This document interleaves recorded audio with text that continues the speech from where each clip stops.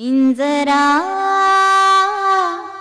पिंजरा रे। काय ग, नवऱ्याला कुठल्या एवढ्या कामाला जुंपलंस? खूप घाई गडबडीत वाटत होता.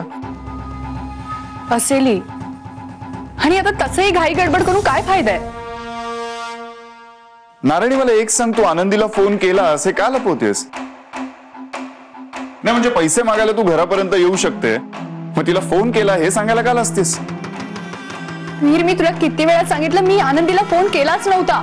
चल ठीक आहे, मला ना तुझ्याशी वाद घालायचाच नाही.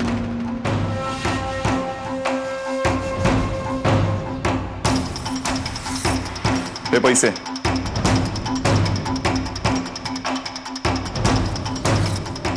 घेते आणि निघून जा या घरात.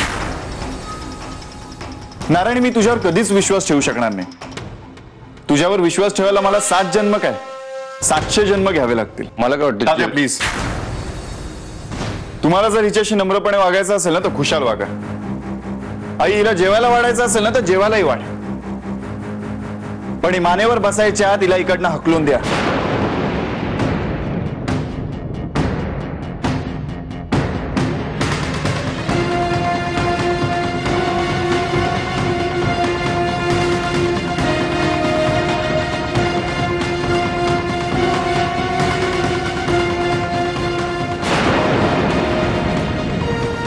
अगं ये नारायणी, तुझे पैसे राहिले बघ. अगं पैसे राहिले. बसाव तुम्ही. इतकी वर्ष आमच्यावर संसार करताय, काय शिकलं नाही का तुम्ही?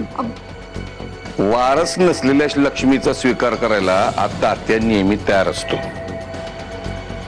ज्यानं लक्ष्मीकडे पाठ फिरवली, लक्ष्मी त्याच्याकडे पाठ फिरवते.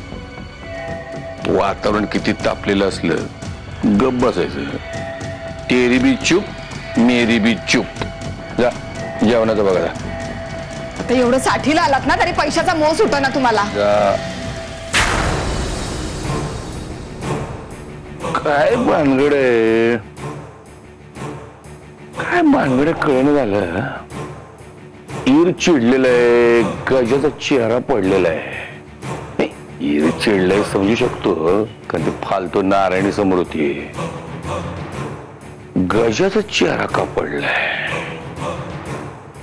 काहीतरी भानगड आहे. पिंजरा